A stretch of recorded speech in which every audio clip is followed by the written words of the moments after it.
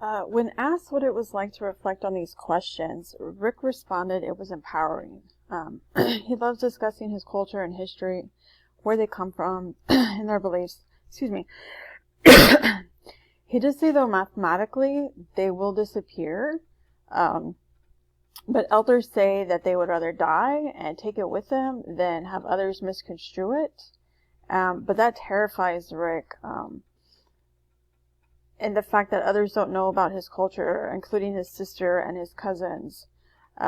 It's been projected that in 50 to 75 years, his tribe will disappear because there won't be enough of them to have federal recognition and status. And all of the relics, the archives will just be gone.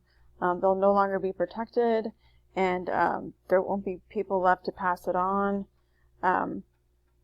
He also said that once the federal status is lost, he can no longer say he's Native American, and his identity is tied to this recognition. And it was upsetting for him. It was upsetting for me to hear it.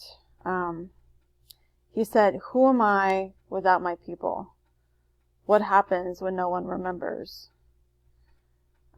He said, though, it does feel good to pass the information along, and like doing this interview with me, he gets excited to teach the language and pass on anything that he can, that he feels it empowers him and his faith.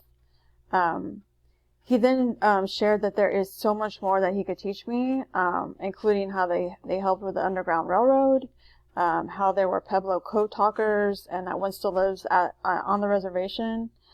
He said that his tribe has made a mark throughout history, but not many people know it.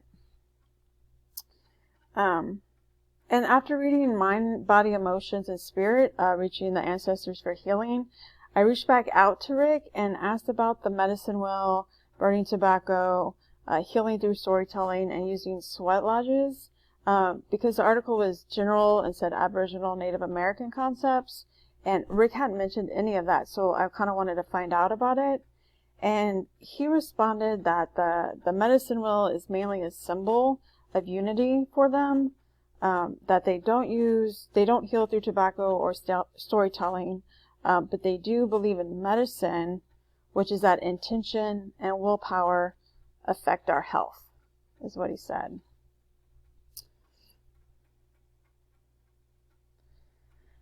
So, professional growth and practice. So 2 authors addressed this topic and had great advice and suggestions for working with Indigenous people. And based on those suggestions and what I've learned from Rick, I will continually work on obtaining culturally appropriate knowledge and understanding my client's history, culture, and how modern ways, interact with their culture. I'll try to be aware of my clients' beliefs about spirituality and their culture being connected and infused in their daily lives. I'll try to listen, be patient, and learn to tolerate silence. I'll try to be more self-aware and acknowledge my biases. I'll be respectful, non-judgmental, and open-minded.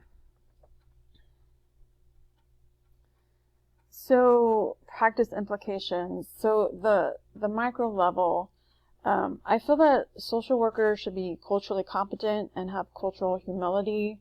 We should show respect and use social work ethics and values to guide us. We should also examine our worldviews and our biases and remove ethnocentric thinking from our practice as much as we can. The meso level. Social workers should gain knowledge of the regional indigenous people and the social support systems for referrals or any kind of collaborations. We need to form respectful relationships with indigenous community leaders, healers, spiritual teachers, elders, and any social service agencies in the area. On the macro level, social workers should be aware of decolonization projects to help indigenous people demolish, overcome, and heal from colonization. That could be very empowering for them. Being aware of efforts being made to protect their lands, their water, sacred and sacred spaces from commercialization. And then being aware that the United Nations and the International Court of Justice are working on violations of Indigenous peoples' cultural and human rights and the return of stolen lands and resources.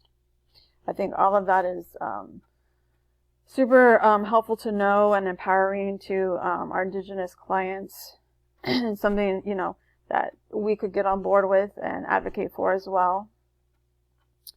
So these are the two slides I have for my references. I hope you guys enjoyed my presentation, and I look forward to watching everyone else's.